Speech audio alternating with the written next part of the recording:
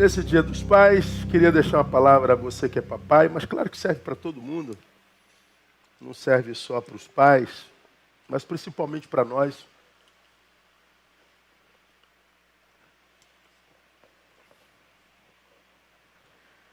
Cujo tema é esse aí, pecados paternos, filhos sequelados.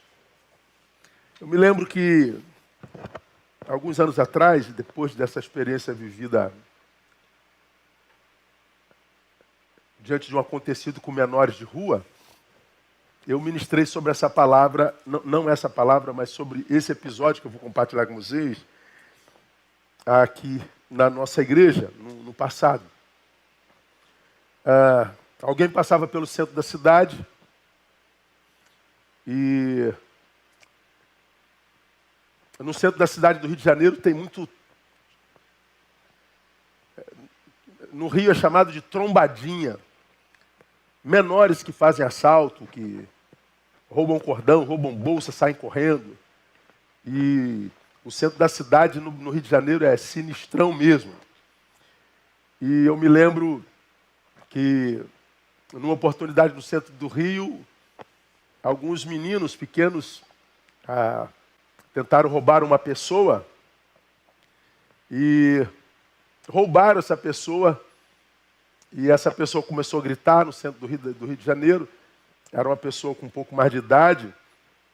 E as pessoas, para acalmar essa senhora que tinha sido roubada, se aproximaram dela. Fica tranquila, vamos chamar a polícia, tal, calma. E essa mulher, depois do pânico, ela foi tomada por uma ira. E ela começou a espraguejar. Esses monstrinhos, esses vermes, esses capetas, e ainda chamam de menores, e são contra a prisão de menores.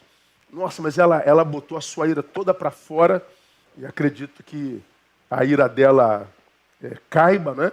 E o problema é que quando a gente está irado, a gente produz irracionalmente, a gente vai falando tudo que fala, e às vezes fala a verdade, mas não fala a verdade certo. E porque fala a verdade errado, o erro fala mais alto do que a própria verdade. E ela estava espraguejando, e uma fala dela me chamou a atenção. Isso não é gente, isso é monstro, são monstrinhos. Esses monstrinhos têm que morrer. E naquela época se discutia muito abaixar a idade penal, né, para 18 para 16, e até hoje isso não passou. Isso não é criança, isso é um monstro. Essa palavra, esses monstrinhos, ela ficou na minha mente interessante, né? E por que são monstrinhos? Porque fizeram mal a ela. Podem fazer mal a mim, pode fazer mal a você, pode fazer mal a qualquer pessoa. Mas imaginemos que elas sejam monstrinhos. Não são. Mas vamos imaginar que elas sejam monstrinhos. Por serem monstrinhos, deixam de ser crianças por causa disso? Não.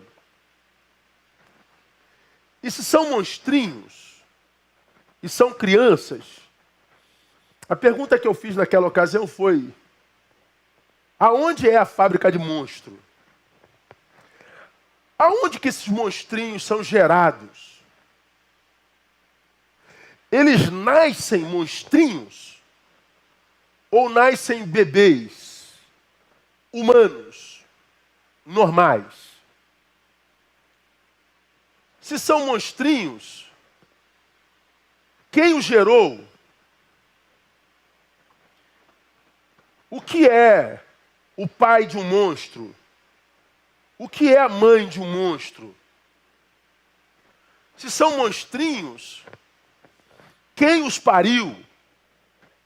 Quem os gerou? Se são monstrinhos, são algozes ou são vítimas? Ou será que são ambos? É um caso a se pensar, porque apontar é sempre muito fácil, né? Principalmente quando nós somos o vitimizado.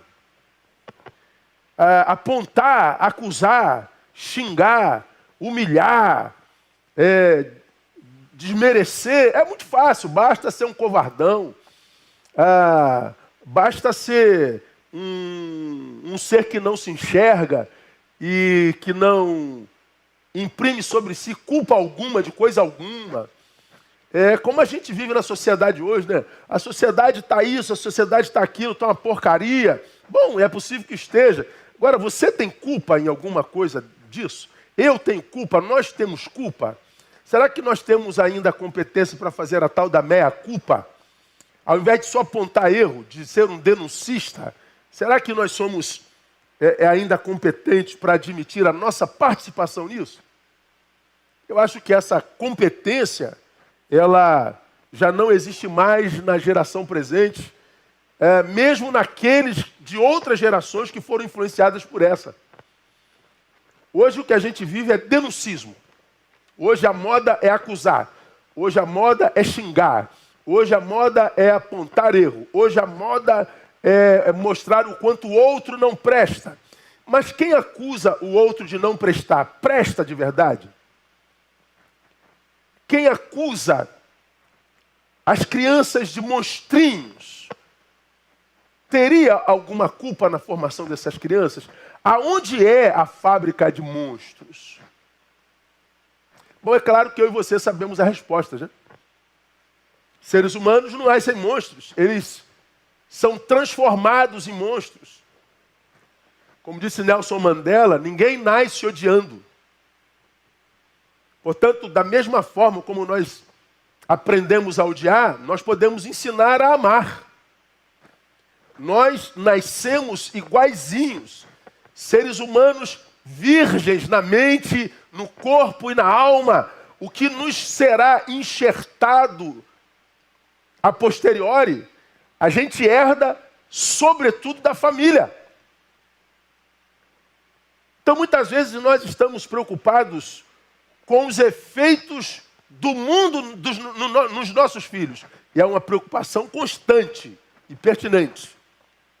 Oh, meu Deus, que mundo nossos filhos herdarão? Essa preocupação qualquer pai e mãe tem. Mas uma outra preocupação que deveria nos acometer é não só na influência do mundo sobre nossos filhos, mas na influência dos nossos filhos sobre o mundo. A sociedade está perdida. Quem a levou à perdição? Aonde é a fábrica de monstros? Daí a ideia da gente refletir sobre esse tema, pecados paternos, filhos sequelados ou filhos monstrificados.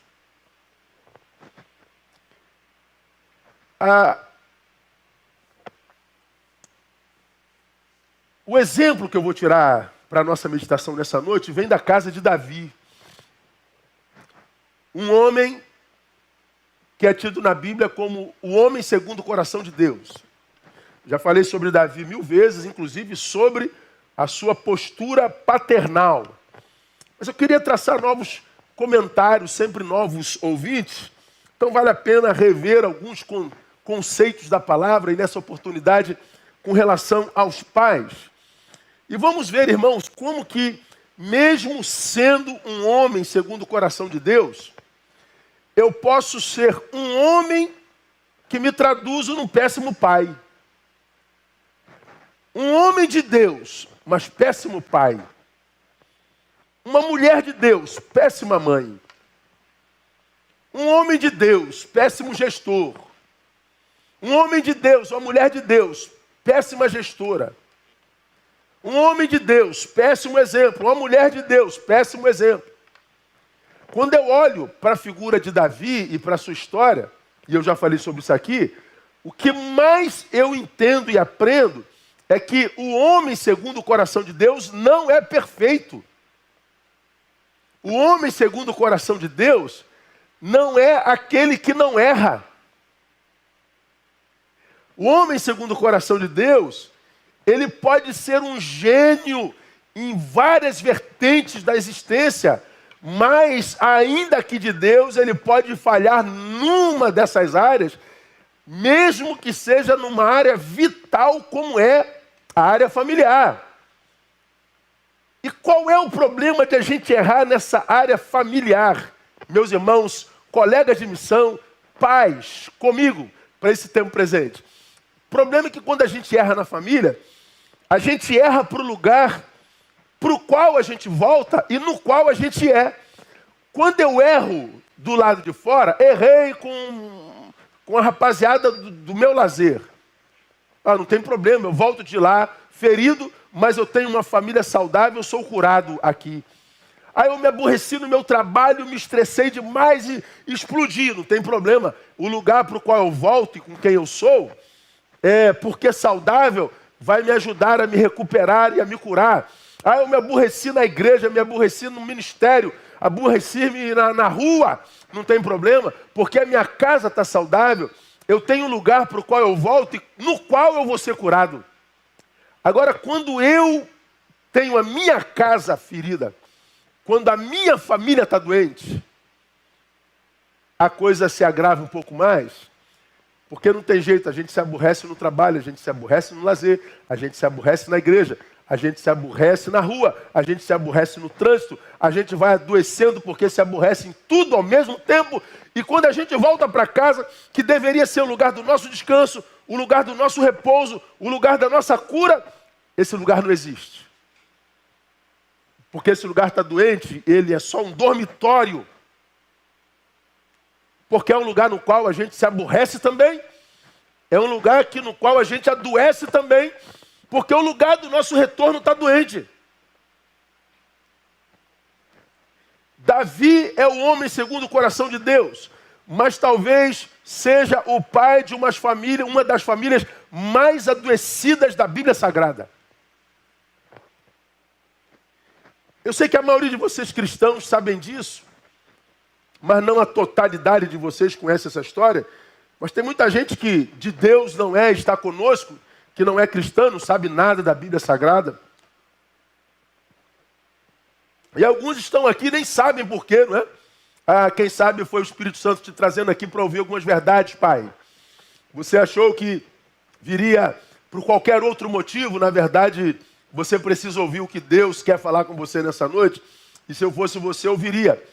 Para você que quer conhecer a história que eu vou contar para vocês hoje, ela está registrada entre os capítulos 12 e 18 de 2 Samuel.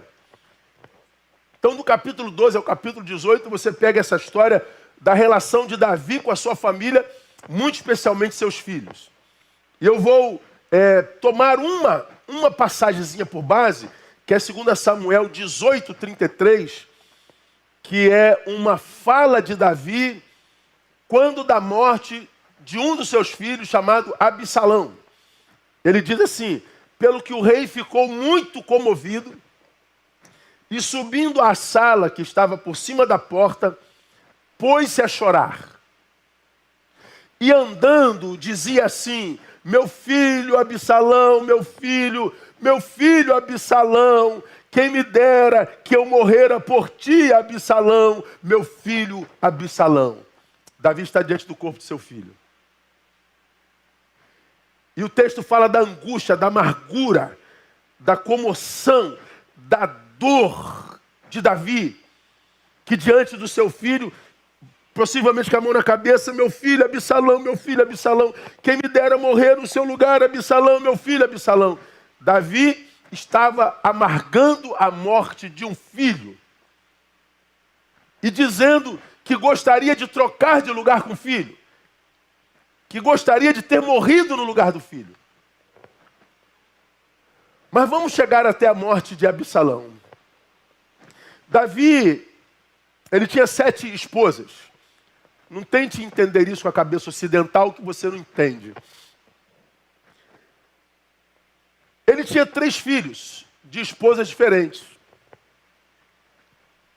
Tamar, Aminon e esse, cuja morte ele chora, Absalão. Tamar era uma mulher lindíssima. Aminon, seu irmão, não da mesma mãe, se apaixona por Tamar de forma absolutamente adoecedora. Você vê lá no capítulo 13. Ele é tomado por uma paixão que gerou um desejo sexual no menino. que ele dizia que não conseguia controlar, ele estava obcecado. Quando eu li o texto que fala sobre a história de Absalão, no capítulo 13, me lembrei de uma definição de Leandro Carnal sobre paixão. Leandro Carnal diz que paixão é uma infecção temporária para a qual o tempo é o remédio. Paixão é uma infecção temporária. Infecção é doença. E qual o remédio para essa infecção? O tempo. A paixão, da mesma forma como ela vem intensa, ela some. O tempo é o remédio. Bom, Absalão, Aminon, estava tomado por essa paixão por Tamar. E ele fica obcecado, ele queria possuir Tamar. Ele tem um amigo chamado Jonadab, e ele conta dessa paixão. E aí eles têm uma ideia. Por que você não pede ao seu pai para mandar Tamar lhe fazer uma visita? Finja que está doente, acamado. E Tamar cozinha muito bem, principalmente bolos. Fala com o teu pai para ela vir fazer um bolo para você, porque você está doente. Quando a gente está doente, a gente tem algumas regalias, né? Por isso muita gente se faz de doente hoje, porque a doença traz bônus. Aminon se fez de doente. Tamar veio fazer um bolo para o irmão dela. E quando ela faz o bolo, entra no quarto para dar o bolo para o irmão a estupra. Tamar pede, pelo amor de Deus, para ele não fazer isso. Não faça isso, meu irmão. Eu seria a vergonha de Israel para todo sempre. Você seria um anátema para Israel. Não faça isso, meu irmão. Ele fez. Depois que fez, Tamar diz assim: se você me quer, peça permissão ao meu pai. E ele permitirá que eu seja sua. Olha que coisa era a lei naquela época. O rei poderia permitir que irmãos de famílias de mães diferentes casassem. Não, ele não estava amando, ele estava apaixonado. Tanto que depois que ele estupra a mulher, diz o texto que ele tem nojo dela. E ele a manda embora, ela diz: não faça isso comigo, eu vou ser humilhada para o resto da vida, some daqui. Tamar saiu, maculada e com a vida destroçada. Davi sabe do acontecido, se cala. Absalão, irmão de sangue de Tamar, depois de 2 anos do acontecido, indignado pelo silêncio do pai, resolve se vingar de Aminon. Todos acharam que a impunidade havia se estabelecido, todo mundo esqueceu, 2 anos se passaram, mas o coração de Absalão estava remoendo aquilo por 2 longos e eternos anos. E ele estabelece um plano de vingança contra Aminon. E ele então vai para o tempo da caça com seus amigos e pede a Davi autorização para levar Aminon consigo. Davi desconfia. Por que você quer seu irmão? Na verdade, pediu o irmão e todos os amigos dele. Aí Davi pergunta: mas por que todos os amigos? Não, se não dá todos os amigos, porque eles estão trabalhando, pelo menos meu irmão, porque ele queria o irmão. Bom, Aminon vai com Davi, com Absalão. E o que acontece? Eles iam caçar. O que Davi e Aminon não sabiam é que a caça era o irmão. E Absalão com seus servos matam Aminon. Como você já me ouviu falar aqui, o homem, segundo o coração de Deus, tem em casa uma filha estuprada, um filho estuprador, um filho assassinado e um filho assassino. Absalão, ele, depois de matar Aminon, suscita a ira em Davi, e ele foge para a casa do seu avô, Talmai, que era pai de uma das 7 esposas de Davi, que não era a principal. Talmai, que não gostava de Davi, enche o coração de Absalão, e Absalão vai pelas beiras do reino, diz o texto, roubando o coração de seus súditos. Ele vai minando o reinado de seu pai. Como acontece em muitas igrejas, alguns obreiros vão minando o coração de alguns líderes contra o pastor presidente para abrir uma nova congregação. Absalão foi roubando o coração do rei, dos súditos de Davi, de modo que consegue êxito, e ele faz um levante no reino, toma o reino de seu pai Davi. Davi tem que fugir para salvar a sua vida. Depois de algum tempo, Davi volta, estou encurtando a história, tá? Toma o reino de Absalão de novo, Absalão foge. A história diz, já lá pelo capítulo 15, capítulo 16, que ele está em fuga no seu cavalo, ele era muito cabeludo, ele passa embaixo de uma árvore frondosa, ele se abaixa para passar embaixo de um galho, mas o seu cabelo esvoaçante agarra no galho, o cavalo passa e ele fica pendurado. O general de Davi, que tinha ordem para trazer o menino vivo, odiava tanto o menino por causa do que ele fez com Aminon e com o seu pai, que ele atravessa ali a espada e ele mata o filho de Davi. Davi então tem uma filha estuprada, um filho estuprador, um filho assassinado, um filho assassino, um filho que lhe fez um levante e outro filho assassinado. Que família é essa, irmão? É a família do homem segundo o coração de Deus. Eu e você poderíamos olhar para Tamar, ou melhor, para Aminon, e dizer, é um monstro. Um irmão que estupra uma irmã é um monstro. Um irmão que mata outro irmão é um monstro. Onde é a fábrica desse monstro? A fábrica de monstro é a casa do homem segundo o coração de Deus. É a casa de Davi. Quem formou esse monstro? Davi. O homem segundo o coração de Deus. Aí eu pergunto, eu posso, como Neil, perder minhas filhas? Se Davi, que é um homem exemplo para Deus, teve a família que ele teve, imagina eu. Imagina você, imagina qualquer um de nós. Qualquer um de nós é capaz de gerar monstrinhos. Qualquer um de nós é capaz de gerar gente que será vergonha para nós, que será tristeza para nós, que será desgraça para nós. Pecados paternos, filhos sequelados. Eu queria compartilhar com vocês, irmãos, nessa oportunidade,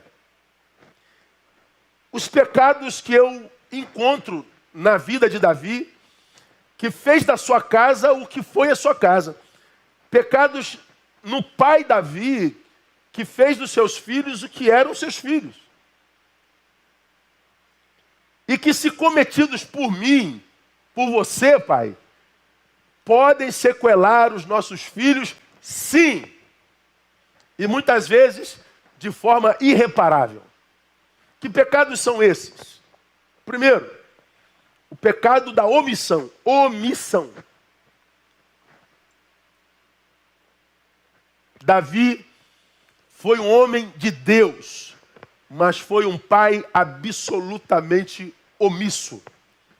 Primeiro, Aminon estupra Tamar. O que Davi faz? Nada. Ele se cala. Ele se omite. 2 Samuel 13, 21. Esse texto eu não mandei para aí, painel. Desculpa. Esse e o próximo. O 13, 37.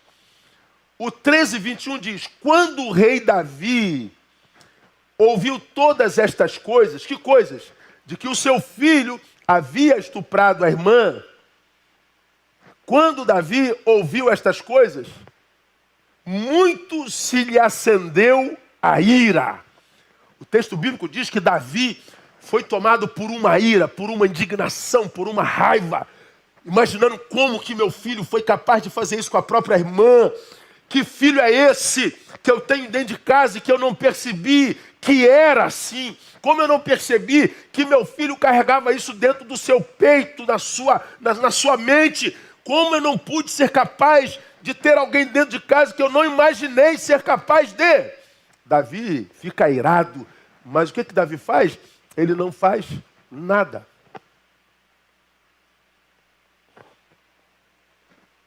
Davi se ira.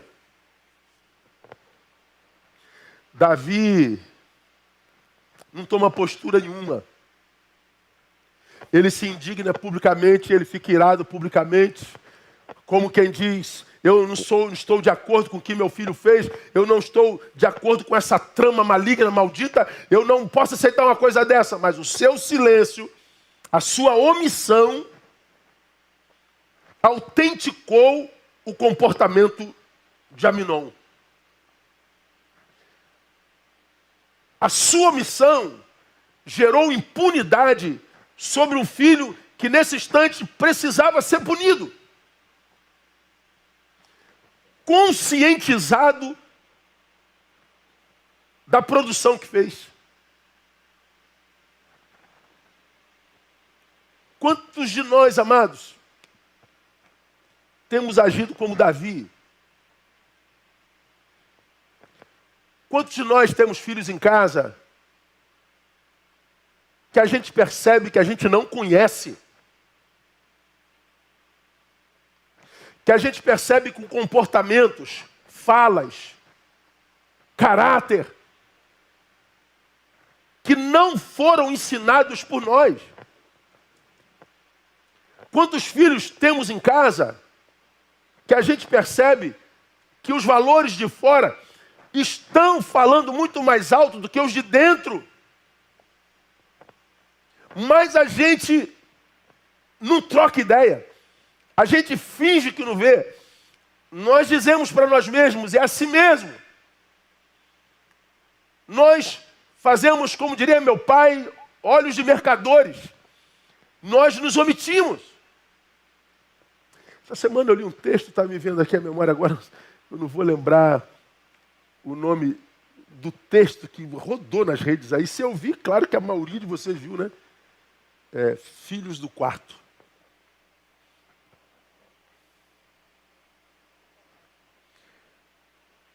Os filhos do quarto. É isso mesmo? Olha esse texto. Antes perdíamos filhos nos rios, nos matos, nos mares. Hoje temos perdido eles dentro do quarto. Quando brincavam nos quintais, ouvíamos suas vozes, escutávamos suas fantasias. Quando brincávamos no quintal, nós os escutávamos. E ao ouvi-los, mesmo à distância, sabíamos o que se passava em suas mentes. Quando entravam em casa, não existia uma TV em cada quarto, nem dispositivos eletrônicos em suas mãos. Hoje não escutamos suas vozes, não ouvimos seus pensamentos e fantasias.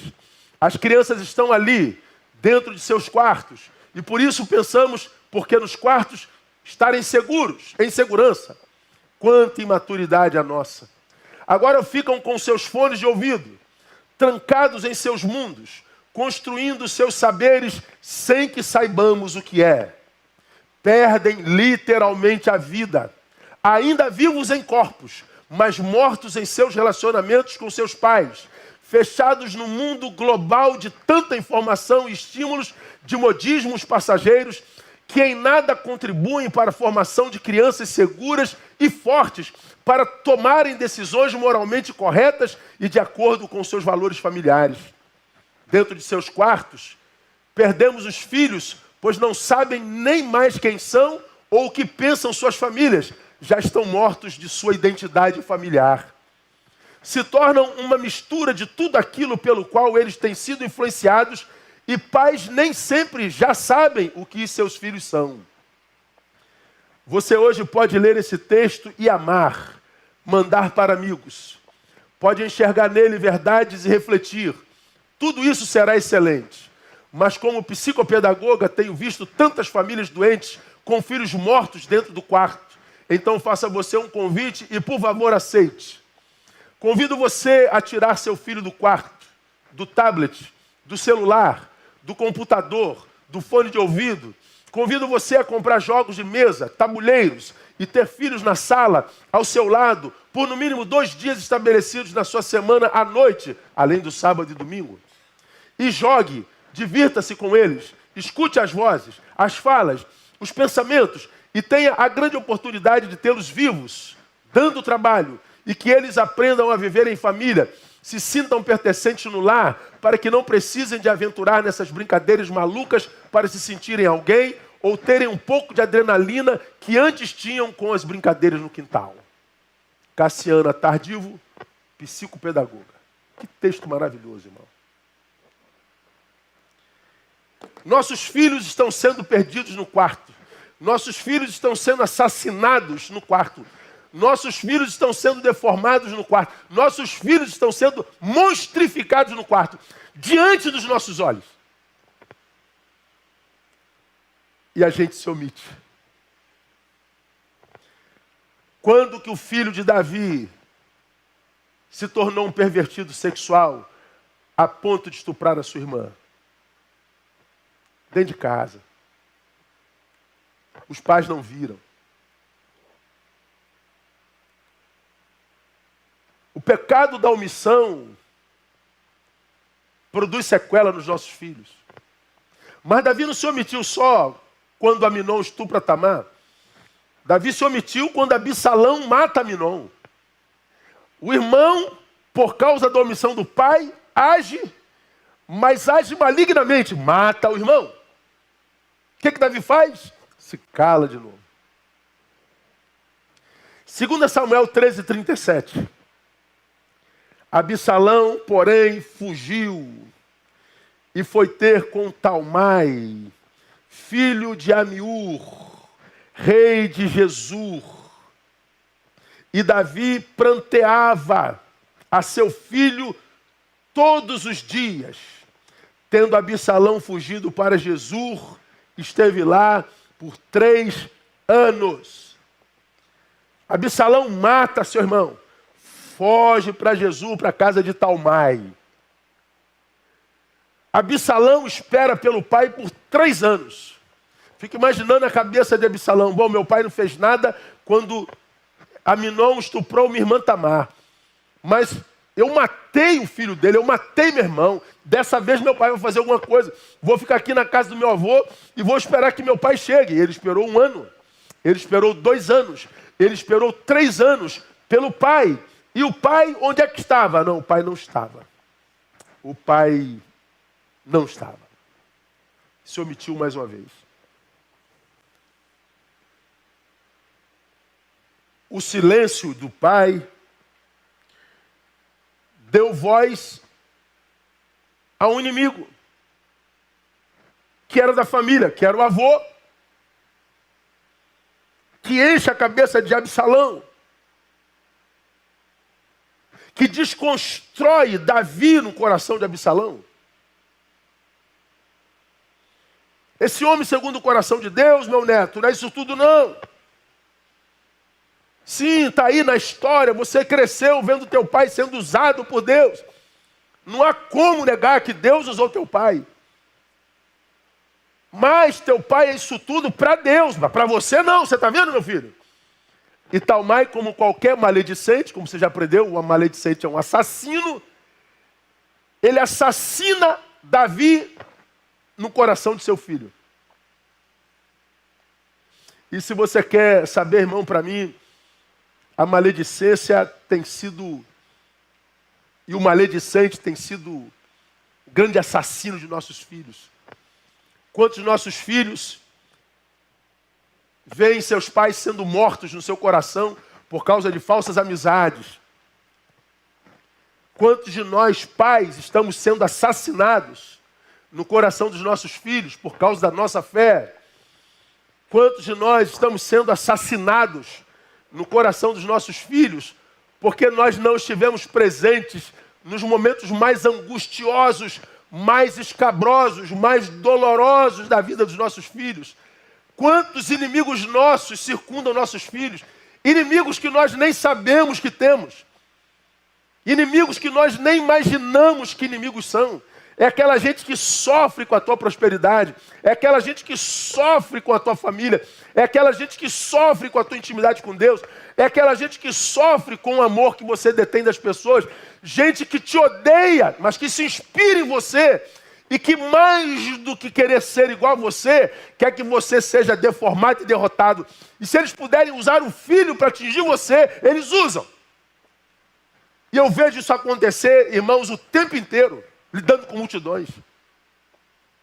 Mas aonde que eles encontram espaço para nos matar no coração do filho? Na nossa missão. Gravei um vídeo agora no...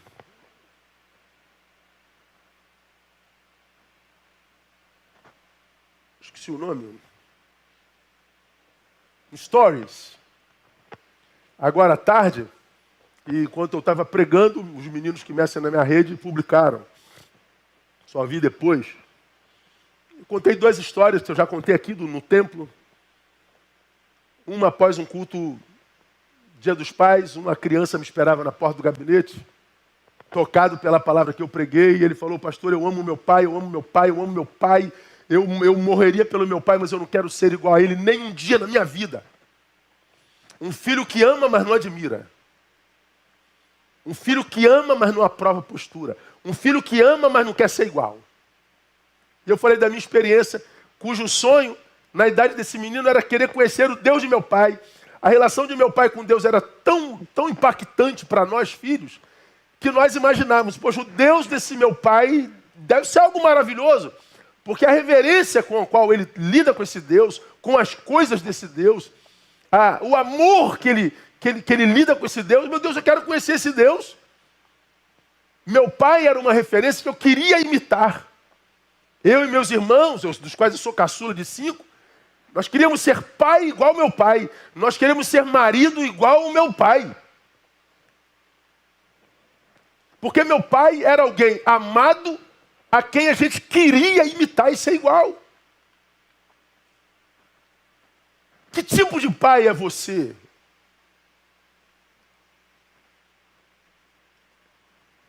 É alguém cuja presença e inserção na família cativa o amor do filho e a admiração? Ou você é aquele pai ausente, egoísta, individualista, hedonista, tudo que é ista no mundo, e que relega a tua família, a criação do teu filho para terceiros, que é amado pelo filho, mas não admirado? São monstrinhos. Aonde é a fábrica de monstro? Quem transformou aquela criança num monstro? Omissão paterna faz isso.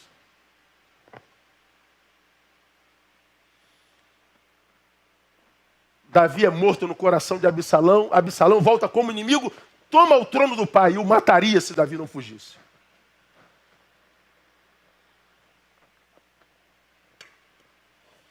Está no trono por um tempo.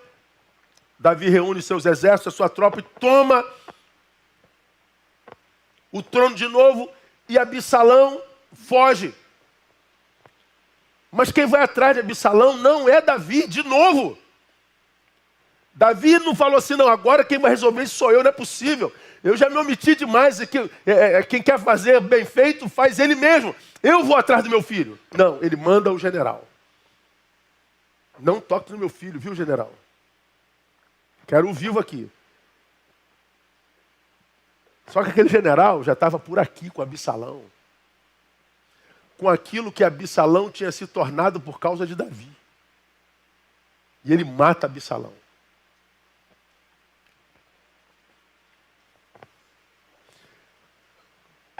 Quando chega a notícia de que Absalão está morto, Davi então é tomado por comoção, como nós acabamos de ler no início desse sermão. Absalão, meu filho, Absalão, Absalão, meu filho, quem dera morrer no teu lugar, Absalão.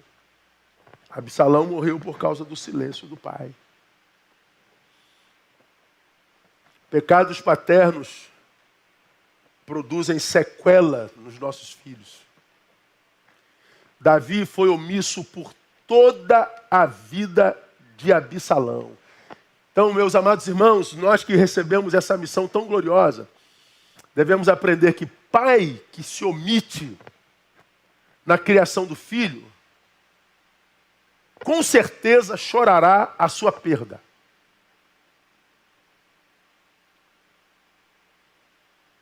Perda para a morte física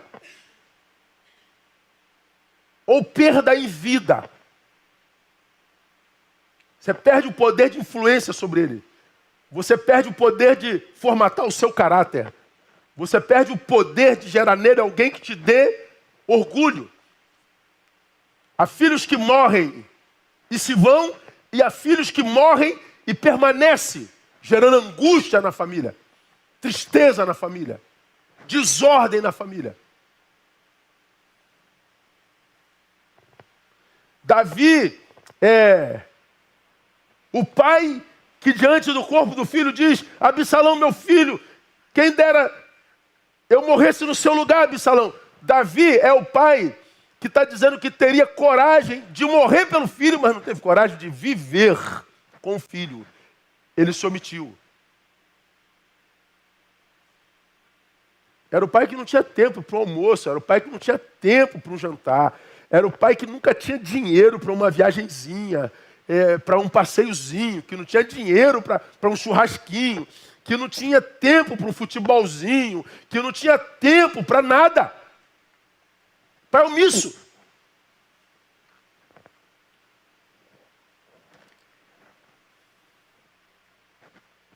Então, nesse Dia dos Pais, irmãos, uma vez que como nunca antes na história da humanidade, existiu tantos caminhos que, sendo trilhados, levarão nossos filhos a lugar nenhum. Porque quando o texto foi escrito, ensina o caminho aos teus filhos, o caminho que eles devam andar, e até quando envelhecer não se desviarão dele. Então ensina o caminho. Até quando envelhecer, eles não se desviam.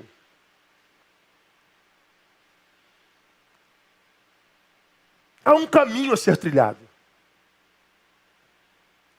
Mas esse texto daria outro sermão, né? Ensina a criança o caminho.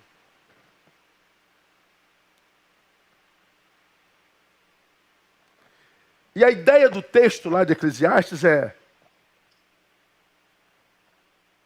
andar com o filho no caminho que quer ensinar. Então, não é ensinar só o caminho, mas no caminho. É presença paterna. Não é de longe dizer o caminho é aquele lá, ó filho. Aquele lá, ó. Ó, não, isso aqui é ensinar qual o caminho. Mas o texto diz, ensina o caminho. No caminho.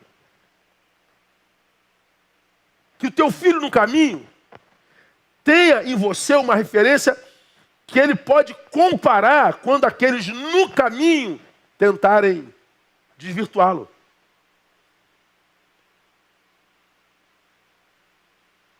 Nossos filhos hoje padecem por falta de referência. Estava vindo para a igreja de manhã, aí paramos no sinal ali perto de casa, e aí está um senhor com uma criança numa motinha dessa igual da Valéria. Como é o nome daquela motinha lá? Uma cinquentinha, sei lá, 125, sei lá, um negócio desse. Era uma motoneta dessa aí.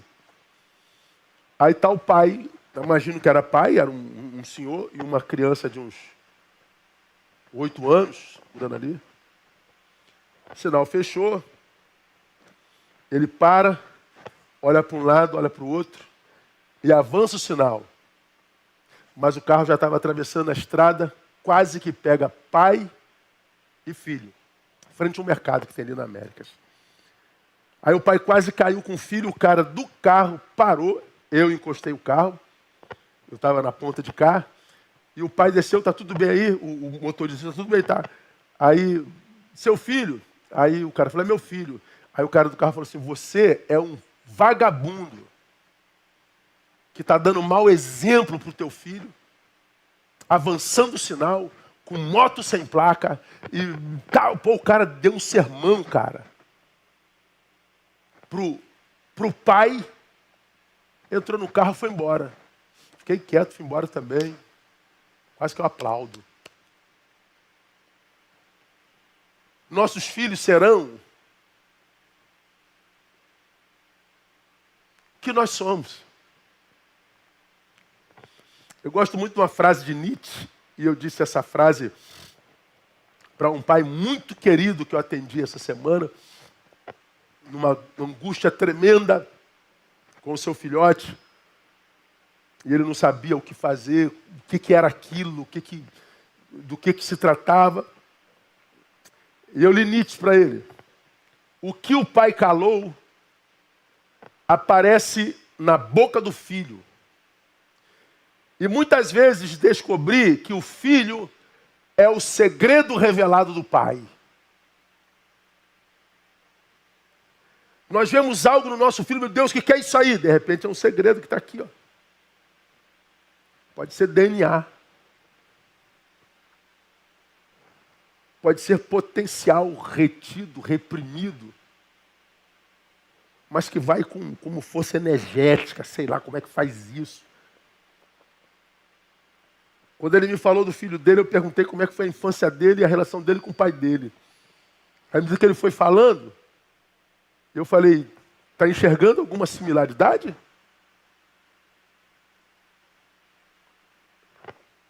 E, caramba, eu fui pontuando a similaridade. Eu falei, esse filho que pode estar te dando muito trabalho com essa pouca idade, pode ser o filho que Deus te deu para te tratar. Porque o que ele pratica agora, você praticou lá atrás e reteve isso no teu peito. O que calou em você está se revelando no filho. Não tem jeito, irmão. Nossos filhos são nossa herança. É nossa semente. É a extensão de nós mesmos. E não adianta culpar os nossos filhos e nos eximirmos de culpa total. Aí alguém pergunta assim, mas pastor, é possível que uma família extremamente equilibrada, uma família extremamente saudável, produza um filho que se perca? Claro que é possível. As exceções existem em qualquer lugar, mas não é regra. Claro que eu conheço gente que tem família extremamente saudável, equilibrada, balizada de Deus, e que o filho foi uma ovelha contrária mesmo. Porque embora nossos são totalmente outro, mas esse totalmente outro nosso é alguém sobre quem nós temos a obrigação de estar presente e influenciar. O pecado da omissão sequela nossos filhos. Mas tem um outro pecado em Davi, o pecado da transferência. Pecado da transferência. Dá para explicar, pastor? Dá também.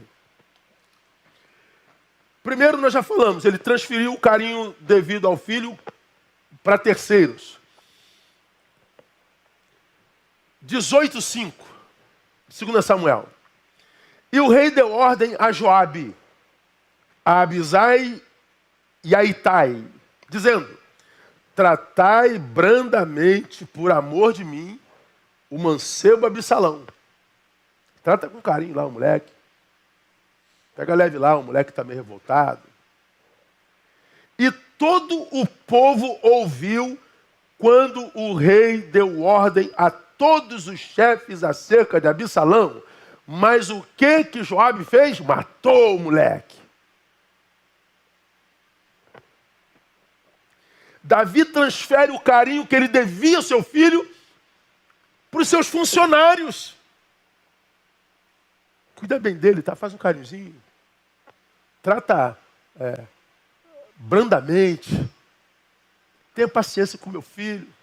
Ou como quem diz, cumpre lá o papel que eu deveria ter cumprido. Ele transferiu o carinho devido ao filho a terceiros. Irmão, guarda uma coisa na sua cabeça aqui. Todo ser humano precisa de carinho. O filho precisa do carinho do pai. Isso aqui eu posso falar com propriedade, irmão. Quando o assunto é carinho. Porque aí você vai pensar assim, pastor, eu não sou um cara melado, meloso, que denga, que passa a mão, beijoqueiro. Eu não sou assim. Eu não sou esse pai melado. Eu não sou esse pai babão. Eu não sou esse pai beijoqueiro. Eu não sou esse pai que fica passando a mão na cabeça da Cris o tempo todo. Andréia é. Já falei aqui no culto da família, a família Figueiredo é a família beijoqueira, abraçadeira, ajuntadeira. É aquela família que está junto o tempo todo, que se beija o tempo todo, abraça o tempo todo. Bonito de se ver. Tu não sabe quem é mãe, quem é filho, quem é irmão, é uma comunhão bonita de se ver. Reuni as famílias, Figueiredo toda, da Lina, da Ruth e de todo mundo. 40 pessoas no Natal. Aí André chegava, beijava uma a uma. Já falei isso aqui no púlpito. Quando chegava lá na 40ª, já estava na hora de ir embora. Aí ela beijava todo mundo de novo para se despedir. Falei, meu Deus, é muito beijo, gente. Sangue de Cristo. Chegava Neil, o genro. Boa noite a todos. Boa noite, Neil, boa noite. Na hora de ir embora, boa noite a todos. Boa noite, Neil. André beijava todo mundo. Aí eu, meu Deus do céu, eu tinha que ser mais beijoqueiro, né? Eu tinha que ser mais dengado, mais doce. Talvez, né? Mas sou? Não sou. A André tinha que ser mais racional, né? Para pegar mais pesado um pouquinho. Para não passar a mão quando fez besteira. Não sei, mas ela é racional assim, não. Ela é como ela é, eu sou como eu sou. Você é como você é. Eu acho bonito aquele paizão melado, que curte, que baba e que bacana. Mas como é que a gente faz se a gente não é melado? Significa dizer que a gente não pode ser carinhoso, que a gente não tem como ser carinhoso, que a gente não tem como fazer com que nossos filhos percebam o nosso amor, o quanto são importantes. Mas é claro que tem, meu Deus do céu. A palavra carinho é uma palavra latina. É a palavra carus. Carus. Que traduzido literalmente é caro. Carinho é o diminutivo de caro. Mas etimologicamente, caros é de alto custo, de alto valor. Carinho tem a ver com o reconhecimento da preciosidade.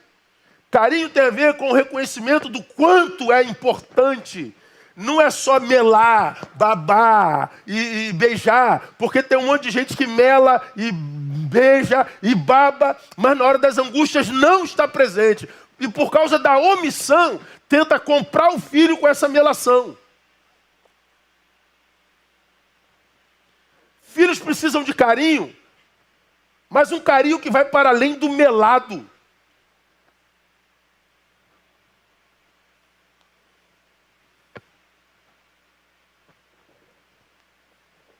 Carinho não precisa ser só melação.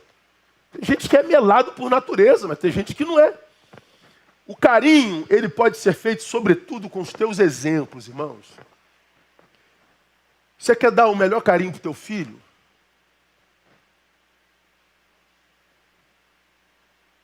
Seja alguém a quem ele pode apontar quando ele precisa de uma referência de integridade. Seja alguém para quem ele pode apontar quando ele precisa de uma referência de marido. Você quer dar um carinho maravilhoso para o teu filho? Ama a mãe deles. Honra a mãe deles. Ama a mãe deles como Cristo amou a igreja. Você quer fazer um carinho maravilhoso no seu filho? Seja alguém que ele possa apontar quando o assunto é amor a Deus, fidelidade. Seja alguém para que seu filho que convive com você possa conhecer de tal forma que quando do lado de fora disserem alguma coisa totalmente contrária ao que você é, seu filho diz assim, ó, o que vocês pensam não significa nada, porque vocês imaginam meu pai, eu sei quem ele é. Principalmente para nós, figura pública. Que somos alvo da língua alheia o tempo todo. Como que eu faço carinho, meu filho? Seja alguém que diga assim, isso é verdade, meu filho, minha filha? Claro que não, pai, eu sei quem é o senhor. Pronto, acabou. O resto do mundo que se exploda.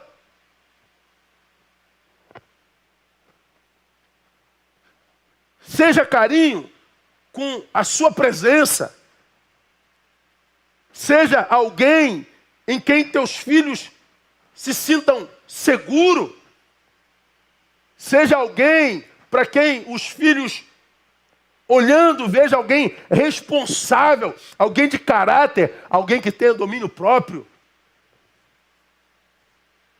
Seja alguém que não precisa nem ser melado o tempo todo, mas que deixe absolutamente claro que a porta para ele sempre está aberta. Que você é acessível. Me lembro uma vez, Tamara pequeno tinha uma reunião séria, grave no gabinete de liderança. E o bicho estava pegando. Tamara mete a mão na porta e entra. Todo mundo olha. E Tamara passa no meio dos homens e pula no meu colo. O que foi, filha? Nada, pai, só vim lhe dar um beijo. Filha, tá bom. Aí ela continuou. E a reunião estava pegando fogo, né, cara? E no fundo a gente está assim, meu Deus, ô Jesus. Filha, vai embora, vai embora que a gente está fazendo alguma coisa séria aqui. E você acha que entrar na sala e dar um beijo no pai não é coisa séria para o filho? Você acha que passar no meio dos coronéis e sentar no colo do general e dizer assim, ó, meu pai, não é importante para ele, não? Você acha que não é importante seu filho perceber que você cancela qualquer agenda para estar acessível ao beijo dela? E ela deu outro beijo e foi embora. Onde é que nós estávamos mesmo? Bora, quem não tem isso com o filho, fala assim, pô, numa reunião tão séria dessa, para a reunião para uma besteira dessa. Pois é, cada um é pai de uma forma, né? Cada um tem no filho o filho que representa o seu caráter e a sua intencionalidade, seus afetos. Eu falei que a Andréia é da família Figueiredo, eu sou da família Barreto. A família Barreto é a coisa mais esquisita do mundo. Nós somos 5 irmãos. Meu pai era mais calado do que eu. Você que não me conhece, me vê de longe, não sabe o quanto eu sou calado, o quanto eu sou subjetivo, introspectivo, eu não falo. Eu sou o homem mais silente do que eu conheço no planeta. A minha natureza, e eu amo ser como eu sou, você quer saber? Então, eu não me exponho, eu sou endo. Eu sou endógeno, sou exógeno. Meu pai era o dobro. Meu pai chegava em casa por volta das 19 horas do trabalho, saía às 5, chegava às 19, 18h30. Às 8 horas em ponto, minha mãe botava a comida na mesa. Era uma família patriarcal. Do que nós temos orgulho, tá? Orgulho do pai que eu tive, da mãe que eu tive. Minha mãe foi dona de casa. Nunca vi uma mulher tão feliz, nunca vi uma mulher tão realizada. Então não me venha com a sua pós-modernidade me dizer que minha mãe não era feliz. Ou a minha esposa, porque você não tem esse poder em mim. Então a minha família era uma família para a qual a gente tinha muita alegria de voltar. Mas meu pai chegava, jantava, minha mãe servia todo mundo. E aí ele sentava na sala, ligava para ver o Jornal Nacional. Cid Moreira, boa noite. Meu pai nunca usou short. Nós, filhos, nunca vimos a perna de meu pai. Ele usava um pijama de calça comprida. Quando estava aquele calorzão de 50 no Brasil, no Rio, ele só levantava assim a calça e a gente via parte da canela. Mas nem a canela inteira a gente nunca viu. Bom, esse era meu pai. Meu pai calado, a gente sentava do lado do coroa Meu pai via jornal, meu pai de vez em quando botava a mão assim no joelho, dava um choquinho. Como quem diz, estou te vendo aqui, tá, meu filho? Mas ele não trocava uma palavra. Mas por alguma razão, nós filhos, do lado do meu pai, nos sentíamos absolutamente amados. Um amor que dispensava a palavra. Porque meu pai era presente, meu pai supria. A honra com que meu pai tratava a minha mãe, que gerava em nós o desejo de ser pai igual a ele, dispensava meu pai de fazer qualquer coisa para nós. Nós víamos a bondade nos olhos de meu pai, a bondade na postura de meu pai. Meu pai era generoso, meu pai ajudava todo mundo, meu pai ajudava os pobres, meu pai tinha os necessitados, meu pai era solidário, meu pai era gentil, meu pai era manso. Mas de poucas palavras. Meu pai é morto há mais de 25 anos, mas em mim não morre de jeito nenhum. Eu tenho 55 anos, irmãos. Às vezes eu vou tomar, algumas atitudes na vida. Até hoje, eu ainda fico pensando, o que meu pai diria se eu fosse fazer isso? Até hoje, meu pai clama em mim. Poucas palavras. Meu pai não precisou de palavra para mostrar o quanto me amava, o quanto me acariciava. Davi transfere essa responsabilidade para os seus empregados. Davi transferiu o apaziguamento do coração do seu filho para o avô. Já falei de Talmai, que odiava Davi.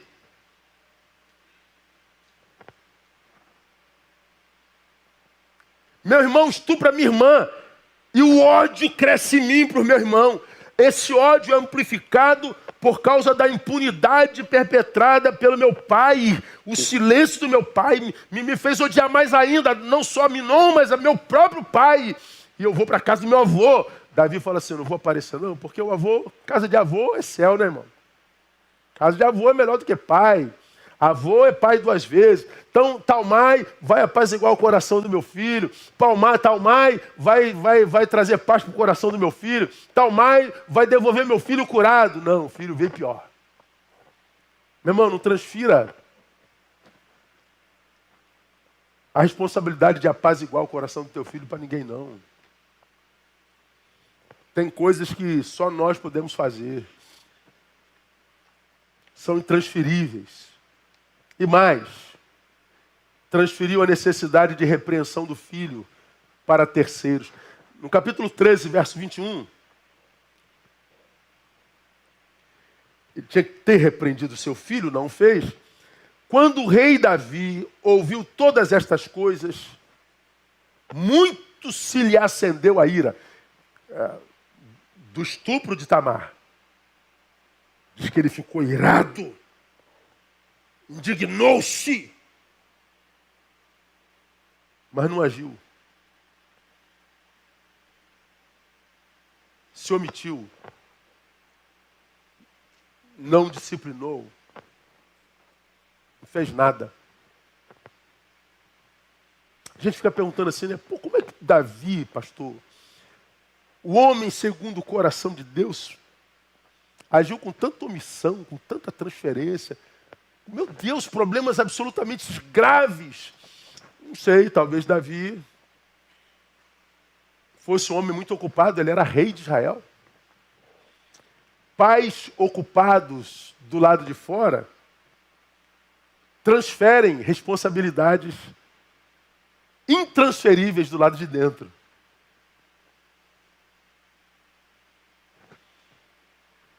E hoje a gente está tão ocupado querendo ascender, querendo ficar famoso, querendo lacrar, querendo ganhar dinheiro, querendo impressionar as pessoas do lado de fora, que a gente não percebe o que está acontecendo na nossa fuça. A gente não percebe o que está acontecendo do nosso lado. Nossos filhos estão se perdendo dentro do quarto. A gente não sabe de nada do que está acontecendo. Porque nós estamos ocupados do lado de fora. Transferindo responsabilidades intransferíveis do lado de fora. Nós estamos inacessíveis. Nós estamos inconversáveis. Desculpa aí o neologismo.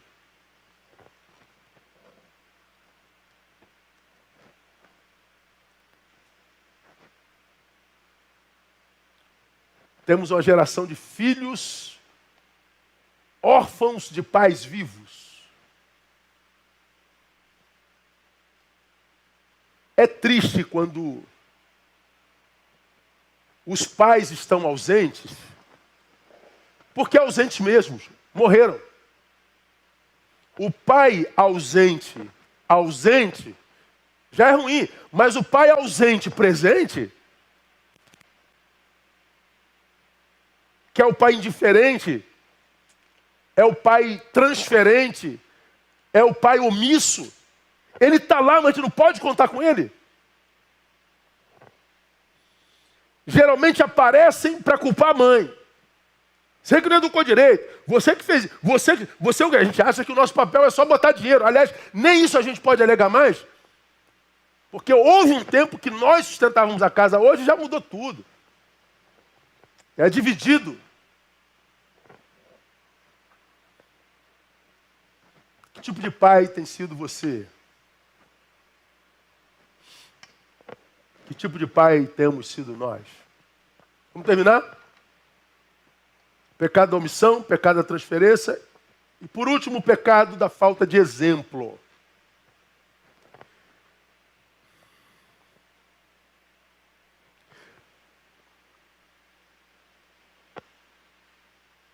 A desgraça de Davi começou com a sua história com Batseba, que todos nós conhecemos bem.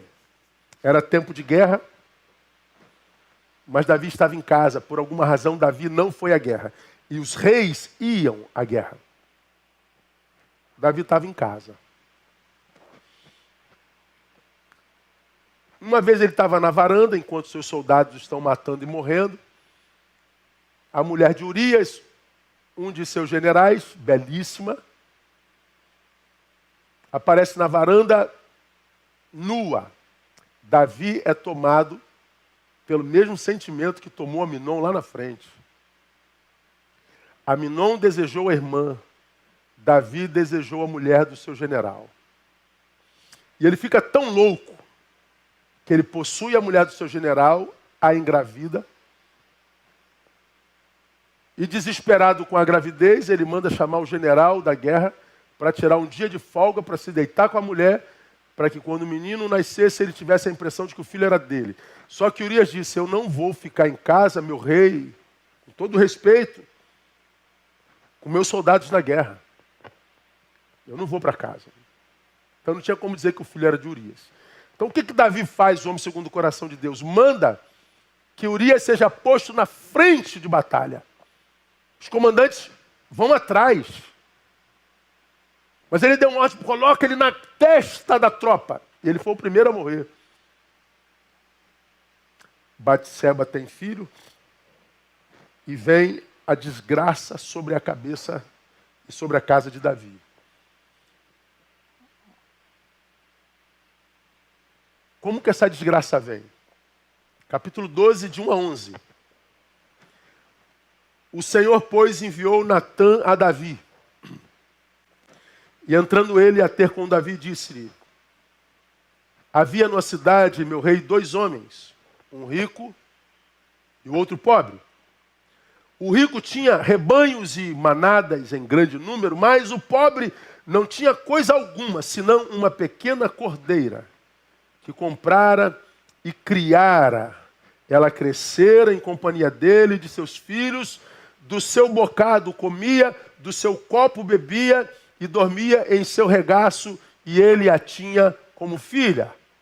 Chegou um viajante à casa do rico, e este, não querendo tomar uma das suas ovelhas e do seu gado para guisar para o viajante que viera a ele, tomou a cordeira do pobre e a preparou para o seu hóspede.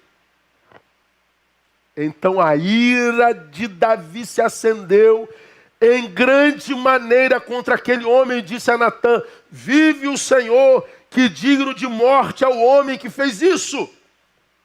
Pela cordeira restituirá o quádruplo, porque fez tal coisa e não teve compaixão. Então disse Natã a Davi: esse homem és tu. Assim diz o Senhor, Deus de Israel: eu te ungi rei sobre Israel, Livrei-te da mão de Saul, te dei a casa de teu senhor e as mulheres de teu senhor em teu seio. Também te dei a casa de Israel, a de Judá. Entenda o que era a lei lá. Como rei, ele poderia ter a mulher do general. E a mulher que quisesse no reino. Como Aminon podia ter Tamar. Mas eles preferiram ir pelo caminho da iniquidade.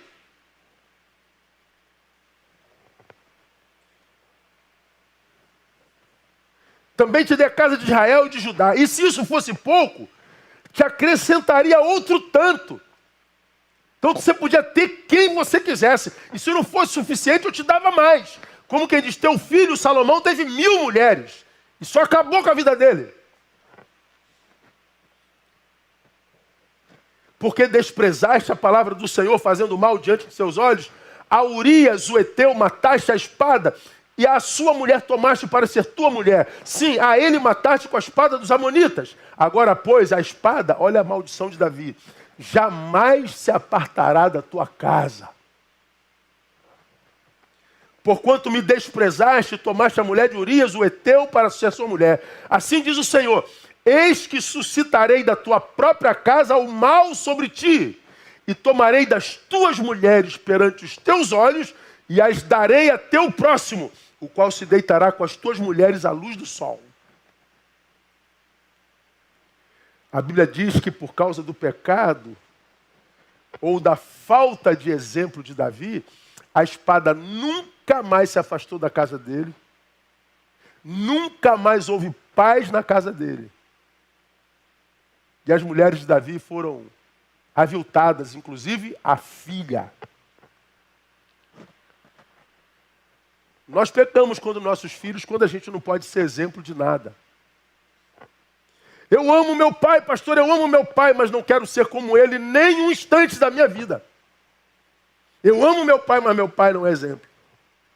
Por causa do mau exemplo do pai, os filhos de Davi todos se perderam. Por quê? Porque filhos precisam ver no pai o seu maior exemplo, o seu maior referencial. Ainda mais num mundo como esse, irmão, que Deus me livre e guarde.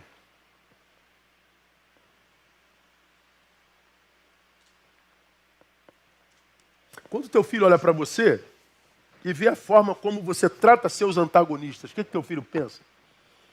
Quando teu filho olha para você e vê a forma como você lida com as coisas de Deus, o que ele pensa? Quando seu filho olha para você e vê a forma como você lida com dinheiro, o que seu filho pensa? O que seu filho pensa?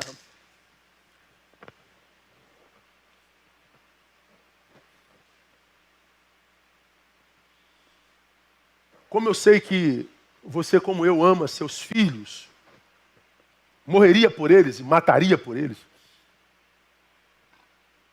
Propõe no teu coração viver para eles. Ser um referencial para eles. Mas é um referencial de integridade, não é de prosperidade, não. Eu vi uma reportagem essa semana de um menino que se formou médico e é filho de um catador de papel. E na formatura dele, ele veio trazendo o pai dele, agora velhinho. E o ginásio de pé aplaudindo aquele pai, aquele menino negro, filho de um catador de papel que virou médico. O médico não ficou com vergonha do pai catador de papel. Que orgulho do pai catador de papel.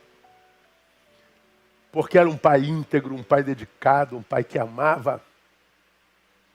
Que filho lindo formou aquele catador de papel. O que seu filho sente por você?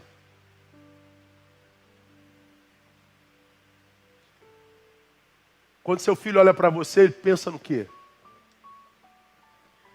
Se nós amamos nossos filhos, amemos em vida, não espera que o filho morra seja emocionalmente ou biologicamente, existencialmente. Ama, porque o amor cobre uma multidão de pecados.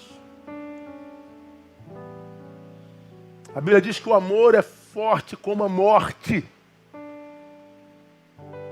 E como há tantos caminhos nos quais nossos filhos podem se perder e como os filhos desse tempo estão se perdendo para as ideologias anti-reino de Deus, anti-Deus, se perdem dentro da própria igreja. Digo isso com tanta tristeza, tanta tristeza. Eu vejo tantas ideologias contrárias ao reino, que eu do meu campo de análise, irmãos, acreditem com toda honestidade, eu falo assim, cara, eu não consigo enxergar o que vocês enxergam, porque eu estou velho. Então deve ser minha velhice, deve ser minha rabugice, deve ser minha incompetência, minha burrice. Porque eu tento analisar o mundo de alguns crentes hoje, me colocando no lugar deles. Deixa eu ver, cara, se o que eles estão vendo, que é tão antagônico a mim, ou a forma como eu leio a palavra, como eu prego a palavra, então, será que eu estou errado? Deixa eu me colocar aqui no lugar dele, eu não consigo.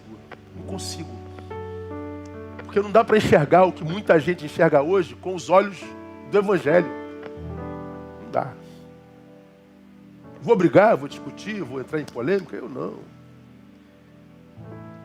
Mas que é triste tanta gente entrando nisso e vendo seus filhos indo para longe do Senhor.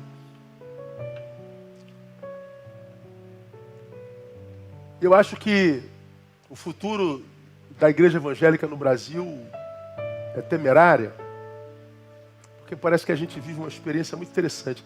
Por exemplo, o povo que saiu do Egito morreu no deserto. Quem ouviu a promessa de Canaã foi o povo que estava no Egito. Esse povo que estava no Egito morreu no deserto.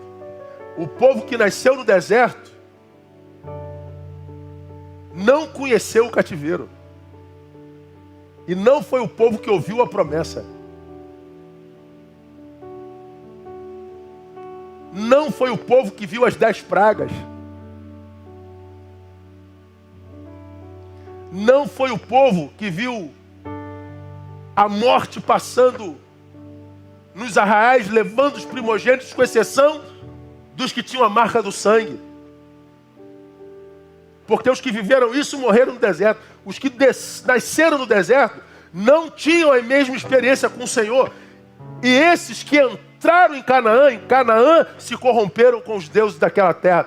Por que se corromperam com os deuses daquela terra? Porque eles não conheciam mais o Deus de seus pais.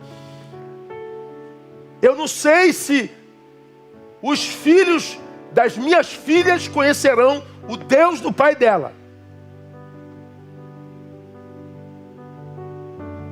O Deus de meu pai eu ansiava conhecer, porque eu não conhecia.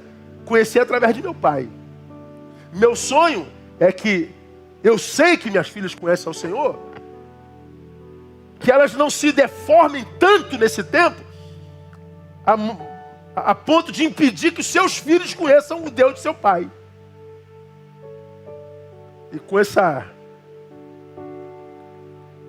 qualidade de crente que a gente tem hoje, absolutamente mundano, sequestrado pelo presente século, que faz de Jesus um discurso ideológico, mas sem capacidade de ser imitado, eu não sei o que será de nós. Como eu não sei o que será de nós, cuidamos do nosso filho. Cuida do teu filho, cuida da tua filha. Seja um referencial de homem de Deus. Que os nossos filhos se percam, não por nossa causa. Que os nossos filhos não queiram amar a Jesus, mas não por nossa causa. Que os nossos filhos se percam, mas não por falta de exemplo.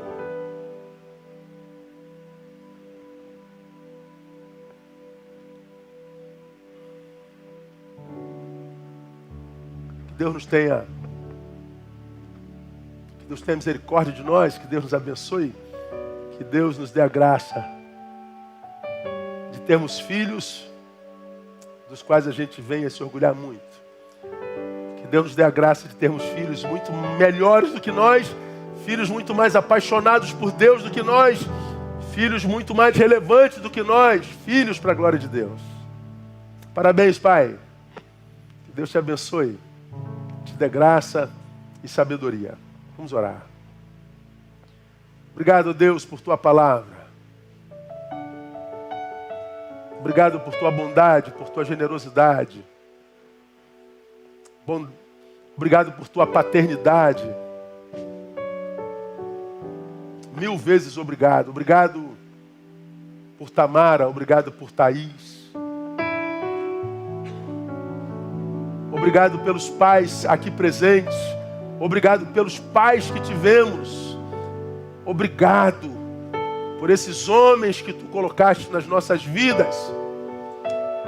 E o que eu te peço a Deus nesse final de culto aqui, se porventura alguém cujo pai não foi referencial, antes pelo contrário, que tu possas guardar esse filho e abençoá-los através de outro alguém. E aqueles que tiveram esse pai referencial, dê a eles, ó Deus, a graça de serem gratos, fazendo da vida uma vida que faça valer a pena o sacrifício de seus pais. Que a graça bendita de Jesus, o Filho, o amor de Deus, o Pai, e as consolações do Divino Espírito repousem sobre a vida de cada um de vós, também por igual com todo Israel de Deus, espalhados pela face da terra, desde agora e para sempre e sempre. Amém e amém. Boa semana, minha igreja. Deus abençoe. Até a próxima. Vamos sair cantando. Não existe nada melhor do que ser amigo de Deus. E é uma glória para os nossos filhos quando nossos filhos têm pais que são amigos de Deus. Boa semana a todos.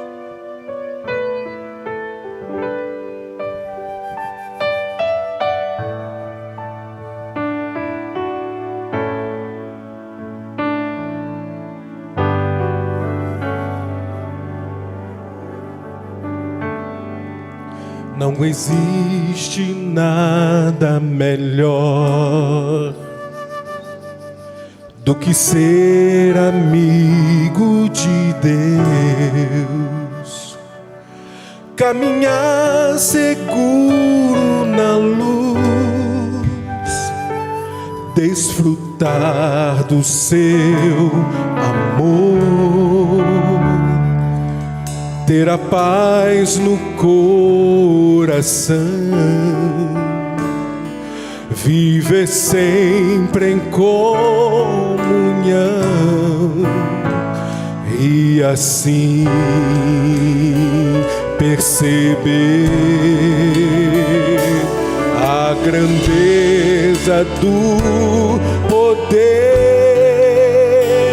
de Jesus, meu bom pastor.